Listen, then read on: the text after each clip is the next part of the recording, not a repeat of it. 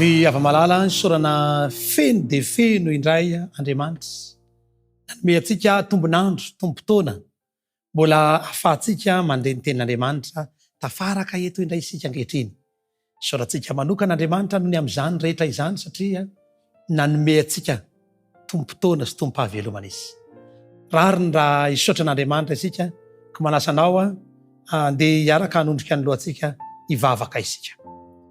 Ray masina tsara misaotra anao zahay fa mbola afaka miantso naranao ankehitriny.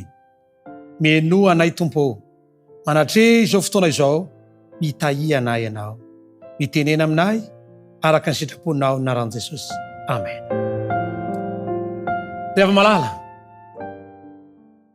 ao anatin'ilay lohahevitra lehibe ihany isika ankehitriny manao hoe ho avy indray Jesosy fanantenantsika. Betsaka ny fahatso-panantenana andalovantsika eo amin'ny fiainana. Fa Kristy dia tsy mba mamitaka antsika. Kristy tsy mandao antsika. Ary rehefa niteny izy dia nilazai ny tanterahany izany. Ny fiavian'i Kristy eny amin'irao ny lanitra ny fanantenana faratampony izay andrandray nyity planeta tany ity, andrasany zanak'olombelona. Andrasako andrasanao. Ka noho izany dia manasanao mba hanaraka hatramin'ny farany. Izao fampianarana izao mba hahafantarantsika fa mahanatanjona sy planina amonjenanao Kristy.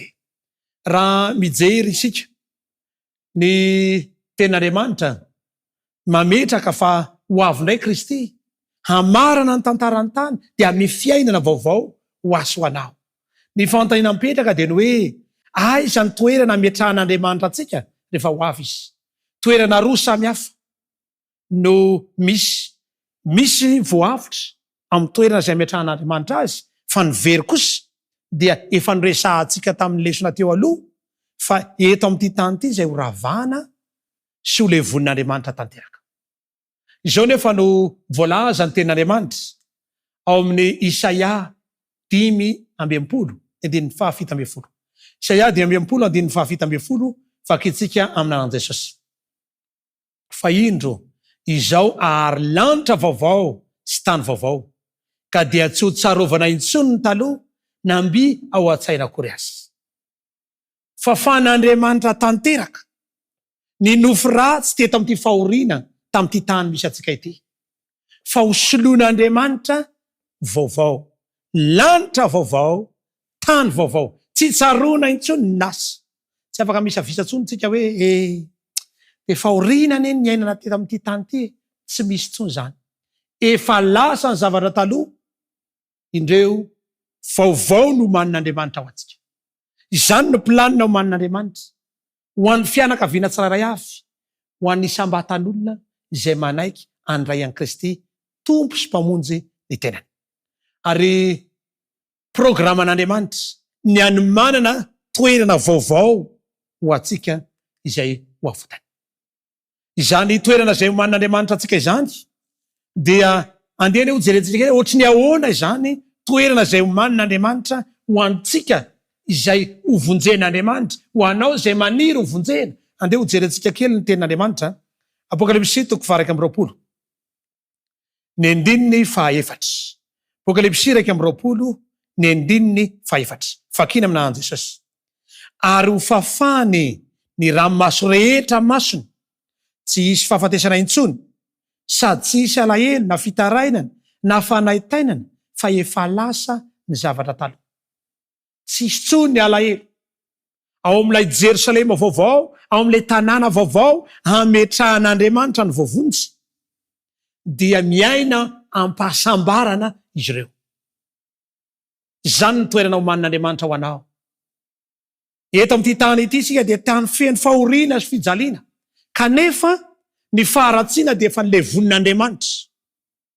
Fa ny toerana ho an'ny voavitra kosa dia toerana tonga lafatra, fafana ny ranomaso rehetra mety mitomany ianao androany, mitanondrika ianao ankehitriny satria lasa ny zanaka menaky ny aina. Mety misy ny geja mahazo anao eo amin'ny fiarahamonina, manenjika anao ny raitapo fianakaviana, mety mandao anao ny vadinao. Fa Kristy kosa dia hanova toerana vaovao, tsy hisy alahelo, tsy hisy fanaitainana, tsy hisy ranomaso, tsisy tsony fahafatesana. Fa isaran-tsaina ane hoe miaina ao anatiny zany hoe tsisy fahafatesana, tsisy hôpitaly, tsisy fonja, tsisy mpitandro filaminana, fa ao anatiny firindrana tanteraka. Izany no toerana ametrahan'Andriamanitra ireo vavonjy. Andeha ho jerentsika ny voalaza ny Hebreo. Avatsika ny tenin'Andriamanitra ao amin'ny Hebreo 11. Hebreo 11. Izay misy andalateny mahafinaritra nitona atsika mba hifikitra tanteraka amin'Andriamanitra. Ao amin'ny Hebreo 11 ny andininy 9 vakina amin'an Jesosy. Andininy 9. Fa am'izany ny tsara lavitra noho iriny dia ny any an-danitra. Ary noho izany Andriamanitra dia tsy menatra ny atao hoe Andriamaniny, satria efa namboatra tanàna ho azy izy.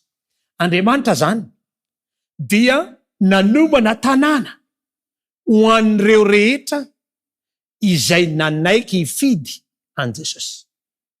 Ka raha sanatria very ny tanànanao, potika ny tanànanao, rava ny tanànanao, sandohan'ny olona ny tanànanao teto amin'ity tany ity, dia hozy izy Andriamanitra hoe ny tsara lavitra no iriny. Tsara lavitra no efa namboarin'Andriamanitra ho anao, ho an'ny fianakaviana. Mety manofatrano ianao ankehitriny, tsy manana trano, ailailany olona vetsaveloa, tsy manana ialofana, mety tsy manana hipetrahana akory azy, fa Kristy dia efa nilaza ao amin'ny tenin'Andriamanitra Jaona 2:20 sy manaraka, andeha amboatra fitoerana ho anareo aho, ary ho avindray dia andray anareo any amiko. Ary io lay toerana izay amboarin'Andriamanitra, tsara lavitra. Efa manahita zavatra tsara avy ianao, fa tsara lavitra no ny vitan'olombelona no nataon'Andriamanitra. Zavatra tsy natao tanana no nomanin'Andriamanitra ho anao, izay maniry hiaraka aminy, izay mifikitra aminy, dia tsy arian'Andriamanitra. Apokalipsy 7:12. Apokalipsy 7:12 dao ny tenin'Andriamanitra. Ary soratako eo aminy anaran'Andriamanitra sy ny tempolin'Andriamanitra dia Jerosalema vaovao. Jerosalema vaovao no anaran'ilay fonenana vaovao izay namboarin'Andriamanitra ho atsika, ho an'izay voavitra. Jerosalema vaovao. Ary ny tempolin'Andriamanitra dia apetrany ao. Tsy hoe andeha hanamboatra fiangonana indray isika, hitady vola vetsaveroa, hitady sponsorina, anangana fiangonana, tsy ariavana. Andriamanitra dia efa namboatra tanàna, ary ny tempolin'Andriamanitra dia ao aminy. Izany ny zavatra amboarin'Andriamanitra ho atsika. Ary Jerosalema vaovao no anaran'izany tanàna izany. Ahoana no fanambaran'ny apôstôly Paoly ny mombamomba ity Jerosalema vaovao ity? Ohatrohatry ny ahoana ny endriny? Korintianina 2:2-7 asaiko manokana ianao amadika ny baibolinao anaraka izany ao amin'ny Korintianina 2, Korintianina 2 Korintianina 1 azafady 2:2-7. Korintianina 1:2 dia ny 7. Zao no ambaran'ny baiboly raha miresaka ny amin'izany tanàna izay ametrahan'Andriamanitra ny voavitra izany. Fakitsika amin'ny aran Jesosy, izay tsy mbola hita maso ary tsy mbola reny sofina, na niditra tao am-pon'ny olona na inona no efa namboarin'Andriamanitra ho an'izay ty azy. Tsy mbola hitany maso, tsy mbola reny sofina no efa namboarin'Andriamanitra. Tsisy olombelona afaka hiteny hoe efa hitanay le izy, fa Andriamanitra no nahita azy. Ka rehefa ho avy eny amin'ny raon'lanitra Kristy hitondra ny voavonjy rehetra dia apiditra azy ao amin'izany Jerosalema vaovao zany, amin'izay fotoana izay ny masontsika dia hiratra hoe tsy mbola misy zavatra tahaka an'izao, ny tsara indrindra no irian'Andriamanitra ho atsika. Ao amin'ny Apokalipsy 1:20 ny 9 sy manaraka dia miresadresaka ny mombamomba n'io tanàna io, ny abeny, ny refiny, ny alavany. Voalaza ny tenin'Andriamanitra fa 2,3 stadio ny manodidina ny tanàna. Ny tanàna nefa dia lazainy fa misy lafiny 4 mitovy ny sakany sy ny lavany. Ny stadio anefa dia manodididina eo amin'ny 80 metatra eo. Zany hoe ny lafiny ray amin'ilay tanàna, zany hoe ny sakany zany, dia manodidina any amin'ny 100 kilometatra. Ngeza zany mitovy ny sakany sy ny lavany. Raha i Madagasikara zao no resahantsika dia 100 kilometatra ny sakany. Nefa ity tanàna vaovao zay homanin'Andriamanitra ity dia 2,000 kilometatra mahery, 100 sy 2,000 kilometatra. Ngeza de ngeza izany, tsy takatra ny say. Ny alavany dia mitovy amin'izany ihany koa. Ary tsisy atahorana hoe sao dia sanatria misy tsy tafiditra ao ny voavontsy. Andriamanitra tsy diso planina. Ka hoe sao dia misy tsiomby fa be tambatambatra zany. Efa voapetrapetraka izy io. Ary rehefa vita izany tanàna izany dia ho avy Kristy. Ary zay ny antony hiaviany eny amin'ny ranon'anitra. Satria efa vita le izy dia efa voasoratra ao anatiny zany ny voavitra rehetra. Ny sambatan'olona dia efa manana toerana, apartement manokana ao amin'izany Jerosalema vaovao zany, izay ny manin'Andriamanitra. Tsy misy tsony zany eny hoe tsy manankatrano hipetraha, na hoe eny tokotany no mipetraka na hanofa-trano, tsisy tsony. Fa samy manana izay ny manin'Andriamanitra ho azy ny voavitra rehetra. Tsy mahafinaritra ve zany ry hava-malala? Tsy fanirianao ve mba hitoetra amin'izany toerana mahafinaritra, tsara dia tsara, tonga lafatra no manin'Andriamanitra.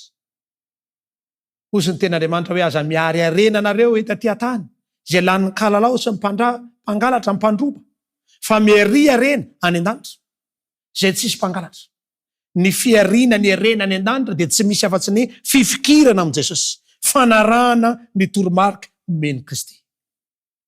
Apokalipsy 2:20, indrindra voalohany hatramin'ny 4 dia misy toromarika anankiray ao mahafinaritra miresadresaka ny amin'ity Jerosalema vaovao ity. Manasanao mba anokatra ny tenin'Andriamanitra ary andinika izany rehefa misy fotoana kely ianao dia dinio ny tenin'Andriamanitra. Fa resahany eo ny amin'ny atao hoe lanitra vaovao sy tany vaovao, ny mombamomba ny Jerosalema vaovao io. Izao ny vaky ny teny amin'an'i Jesosy. Apokalipsy 1:20, 2:20, io zany no miresaka azy. Fa eo amin'ny 2:20 no vaky itsika zao. Ny 1 sy ny manaraka. Ary naseho ny ony ny ranonaina mangano ano tahaka ny vato kristaly, nivoaka teo amin'ny seza fiandrian'Andriamanitra sy ny zanak'ondry, teo afovoan'ny lalambe. Teny andaniny roa dia nisy ony azonaina mamoa 12 samihafa isam-bolana. Ny ravin'ny azonaina dia fanasitranana ny firenena maro. Tsy misy ozona intsony, ary ny seza fiandrian'Andriamanitra sy ny zanak'ondry no eo aminy. Ary ny mpanompony dia nanompo azy, ka nahita ny tavany sy ny anarany eo amin'ny andriny. Izany ny zavatra misy amin'ny dikateny izay etam-pelantanako. Fa ny dikateny mahazatra izay fampiasantsika, ny dikateny protestant, dia hozy izy hoe ary izy naleo any ony ranonaina mangano ano tahaka ny vato kristaly, nivoaka tao amin'ny seza fiandrianan'ny zanak'ondry, teo afovoan'ny lalambeny, ary teo andaniny roa amin'ny ony nisy azonaina mamoa 12 samihafa, sady mamoa isam-bolana, ary fanasana firenena maro. Ary tsy misy ozona intsony, seza fiandrian'Andriamanitra sy ny zanak'ondry ny eo aminy, ary ny mpanompony dia hanompo azy. Izany ny zavatra misy ao amin'ilay Jerosalema vaovao, tsisy ozona intsony. Miaraka amin'Andriamanitra, seza fiandrian'Andriamanitra no eo anoloantsika. Moa tsy mahafinaritra ve ry hava-malala izany zavatra ho manin'Andriamanitra izany, Zany aneny mahatonga hoe fa toy izao ny tiavan'Andriamanitra izao tontolo izao, nomeny ny zanany lahy tokana mba tsy ho very izay rehetra mino azy ana fiaina manak'izay. Ny finoana an' Jesosy, ny fanarahana ny ten'Andriamanitra dia tonga antsika andovany zany paradisa izany. Isaia 1:20, ny 7, ny 9, dia milaza fa ny leopara dia miaraka andrasana amin'ny zanak'ondry, dia tsy mandratra ny biby fa miaraka amin'ny ankizikely any amin'ilay Jerosalema vaovao. Fiainana milamina, fiainana mirindra no manin'Andriamanitra. Ary tena misy asa miandry antsika ihany koa amin'izany fotoana izany, mandritry ny arivo-taona dia miaina ao anatin'ilay Jerosalema vaovao isika. Tapitra ny arivo-taona dia vahan'Andriamanitra Satana, araka ny resakitsika tamin'ny andro teo aloha, dia ho levonin'Andriamanitra ny ratsy rehetra, dia diovin'Andriamanitra amin'ny afo ty tany ty. Dia ho ampidinin'Andriamanitra eto ilay Jerosalema vaovao, ka ilay Jerosalema vaovao zany ny lasa renivohitra ilay tany vaovao sy lanitra vaovao.